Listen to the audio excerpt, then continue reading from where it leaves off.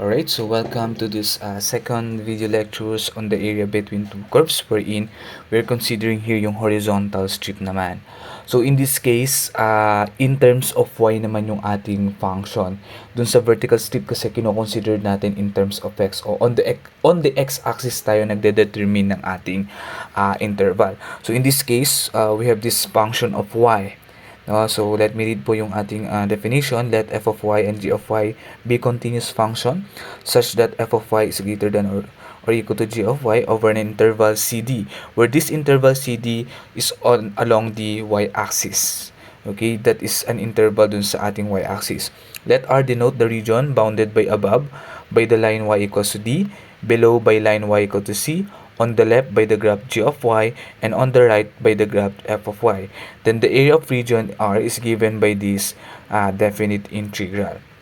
So kung titignan nyo yung orientation natin dito ng ating graph, so meron tayong g of y yung kulay green, and then you have f of y yung kulay red. So on the on the y-axis tayo, yung f of y natin, ima-minus natin sa g of y. Now, well, in fact, itong f of y natin, yun yung tinatawag natin namang right function. And then, yung ating g of y, ito naman yung ating tinatawag na left function. So, kung ang kino-consider nating limits of integration dito, yung limits of integration natin is along the y-axis, no? On the interval tayo ng y-axis. So, you have CD. Ito yon, yung y equals to c, y equals to t. So, ito yung kino-consider nating interval. So, kung titignan nyo, nakapahiga naman yung ating strip. So, ito yung region natin. Yan yung hahanapin ng area. So, in this case, meron naman tayo, kung kanina, upper minus lower, dito naman meron tayong right function minus the left function. Okay? So, mas malaki kasi yung function value natin sa right kasi sa function value natin sa left. So, again, in terms of y naman tayo dito. Kasi doon tayo kumuha ng interval sa y-axis. So, in our previous video on the vertical strip, we are able to find the area of this particular region na nakikita natin sa figure na to, CR, by partitioning yung region na to into two sub-region. Then kasi when we use yung sa first vertical strip natin, napansin natin na meron tayong dalawang upper function. But in this case of the horizontal strip, we don't need to somehow use or i-subdivide pa yung region natin into two sub-region.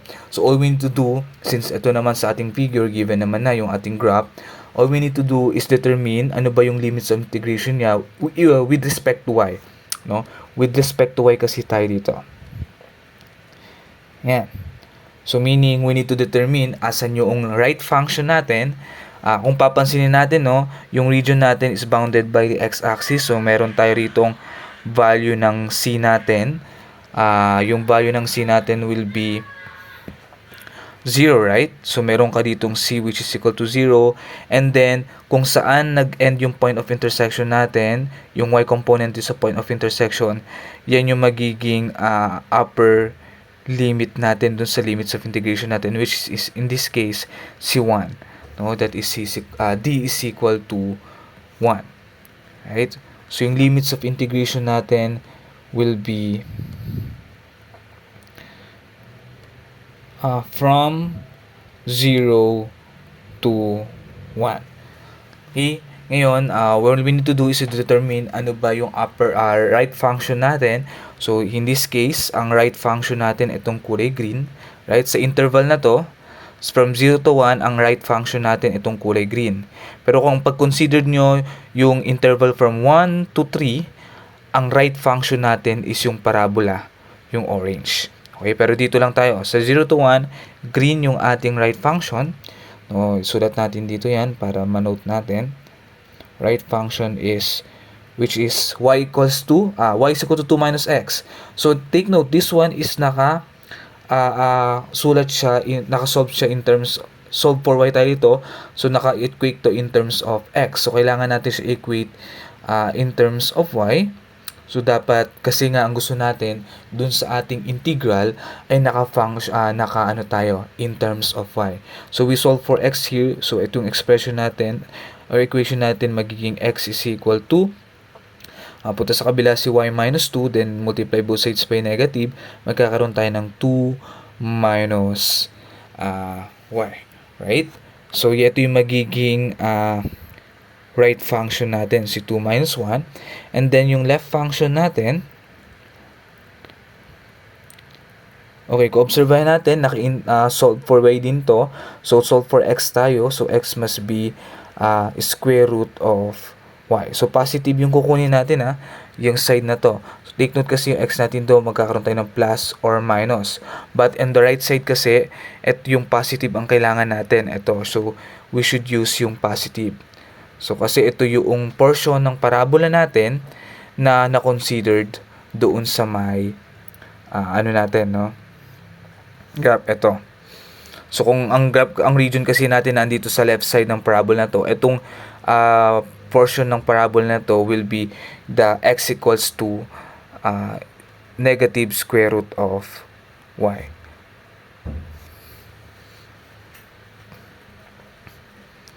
Alright po. So, yan.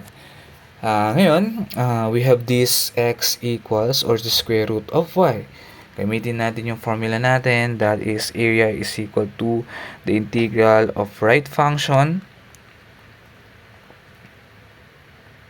minus the left function. So, with respect to y tayo, from C to D. So, we have area is equal to ang limits of integration natin is 0, 1. And then, yung right function natin is 2 minus y. Then, yung left function natin minus square root of y. Yan. Kung papasin natin with respect to y tayo kapag right minus left. Okay. Now, so anong gagawin natin dyan?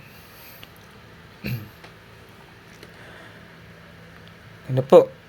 Siyempre, integrate natin yan. You have area equals to integral ng 2. So, we have 2y minus 1 half y squared. And then, integral ng square root of y. That is minus 2/3 y raised to 3 halves. So, this is evaluated from 0 to 1. Okay, so upon evaluation, makikita natin, substitute lang natin yung value ng 1 and 0 dun sa y natin. So, you have here 2 times 1 minus 1 half times the quantity of 1 squared minus 2/3 times 1 raised to 3 halves. And then, for the value 0 naman, minus, so magsi-0 lang lahat yan. Kasi you have 2 times 0 minus 1 half times 0 squared minus 2/3 times 0 raised to 3 halves. So, this right portion here magiging 0. So, ang focus natin itong nasa left. So, you have 2, simplify, 2 minus 1 half minus 2/3 lang tayo. And then, kunin lang natin yung LCD, that is over 6, right? So, 6 yan. So, magkakaroon tayo ng, 12. Then, dito naman, 6 divide 2, 3 times 1, we have 3. 6 divide 3, that is 2 times 2, we have minus 4. And here, magkakaroon tayong area which is equal to 5 over 6 square units. Okay? So, similar siya dun sa nakuha nating area gamit yung vertical strip. So, in this case, hindi na lang natin kailangan talagang hatiin into two sub-region yung ating area, because all we need to do is to orient yung ating area natin by using the right function minus left function, and we're going to integrate with respect to y. So again, ang limits of integration dito under the horizontal strip ay manggagaling doon sa y-axis natin. While on the vertical strip, ang limits of integration natin manggagaling sa x-axis. So dito sa right, so dun sa may horizontal strip, so ito again, limits of integration. Pwede natin magkaroon tayo ng summary dito. limits of integration, tapos yung function natin. So under the horizontal, dun tayo sa kukuha sa on y-axis tayo kukuha. Pag vertical naman, on the x-axis. So yung function natin dito, function of y, function siya ni y, or meron kang function of y, kasi nga y variable tayo, dun sa y-axis tayo, dito naman function of x. So dito sa horizontal, dy ang ginagamit natin, vertical, dx tayo. Okay, so that's it for the horizontal strip. So again, thank you for watching, everyone.